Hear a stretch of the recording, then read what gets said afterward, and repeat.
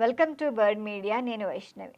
రాజకీయాల్లో ఏ నాయకుడు కూడా ఒకే పార్టీలో స్థిరంగా ఉండరు. కొంతమంది నాయకులు తమ రాజకీయ భవిష్యత్తు కోసం తరచుగా పార్టీలు చేంజ్ అవుతూ ఉంటారు, మనం చూస్తాం. అయితే ఇప్పుడు రేవంత్ రెడ్డి గురించి చెప్పుకుంటే ఆయన రాజకీయ చరిత్ర కొంచెం ప్రత్యేకంగా మనం చూడొచ్చు. ఆయన తన రాజకీయ ప్రస్థానాన్ని తెలంగాణ రాష్ట్ర సమితిలోనే ప్రారంభించారు. తర్వాత టీడీపీలోకి వెళ్ళారు. ఇంకా టీడీపీలో ఎమ్మెల్యేగా గెలిచి శాసనసభలో తనదైన వాణి కూడా వినిపించారు. దాని తర్వాత ఆయన కాంగ్రెస్ పార్టీలో చేరినా కూడా ఆయన గత పార్టీలపై ఎప్పుడు విమర్శలు చేయడం తక్కువ. ప్రత్యేకంగా కేసీఆర్పై మాత్రమే ఆయన విమర్శలు చేస్తూ ఉంటారు. ఆయన భావాలు కూడా వ్యక్తం చేస్తూ ఉంటారు. మరి కేసీఆర్ విధించిన అడ్డంకుల వల్ల రేవంత్ రాజకీయ భవిత్యం సమస్యలతో ఎదుర్కోవటం తప్పట్లేదు.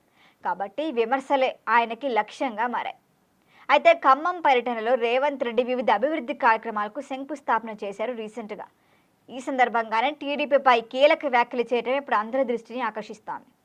తెలంగాణలో టీడీపీ ఉండకూడదని కేసీఆర్ ప్రయత్నించాడు. పార్టీ నాయకత్వాన్ని దెబ్బతీశాడు.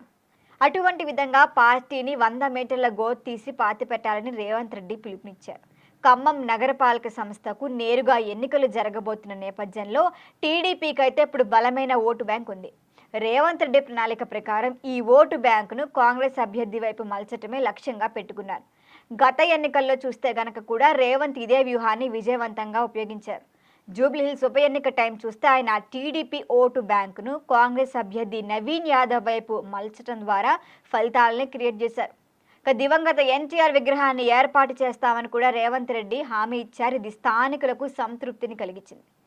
ఖమ్మం సభలో కూడా టీడీపీపై అనుకూలంగానే మాట్లాడారు ఆయన. బీఆర్ఎస్ ఓటు బ్యాంకు కూడా గండి కొట్టారు రేవంత్.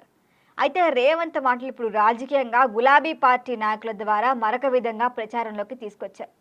ఫలితంగా ఇప్పుడు ఖమ్మం నగరం మాత్రమే కాదు, ఇతర ప్రాంతాల్లో కూడా టీడీపీ నాయకులు గులాబీ పార్టీపై ఆగ్రహంగా ఉన్నారు.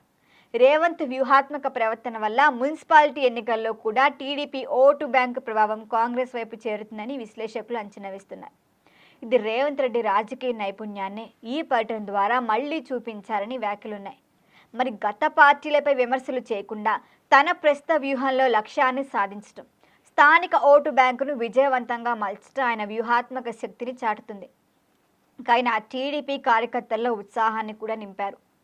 కాంగ్రెస్ అభ్యర్థులకి బలం కల్పించడం ద్వారా రేవంత్ రాజకీయ చతురత్వాన్ని మరొకసారి చూడొచ్చు. దీంతో పాటు ఖమ్మం నగరంలో రాజకీయ వాతావరణం రేవంత్ సత్తా వల్ల మారిపోయినట్లుగా కూడా రాజకీయ విశ్లేషకులు చెబుతున్నారు. ఈ విధంగా రేవంత్ రెడ్డి రాజకీయ వ్యూహాలు, స్థానిక ఓటు బ్యాంకు నియంత్రించే సామర్థ్యం విశ్లేషకుల దృష్టిలో నిజమైన రాజకీయ ప్రతిభగా నిలిచాయి. ఇప్పుడు ఆయన టీడీపీ గురించి మంచి వ్యాఖ్యలు చేయటం, ఆయన ప్రవర్తన కూడా టీడీపీ కాంగ్రెస్ మధ్య ఎంత స్నేహపూర్వకమైన రాజకీయ స్థితిగతులు ఉన్నాయో కూడా తెలుస్తోంది. మరి ఇప్పుడు ఖమ్మం ఎన్నికలపై పలు రకాల రాజకీయ ఫలితాలు తేలొచ్చని కూడా అంచనా ఇస్తున్నారు. మరి దీనిపైన మరిన్ని అప్డేట్ల కోసం చూస్తూనే ఉండండి బర్డ్ మీడియా.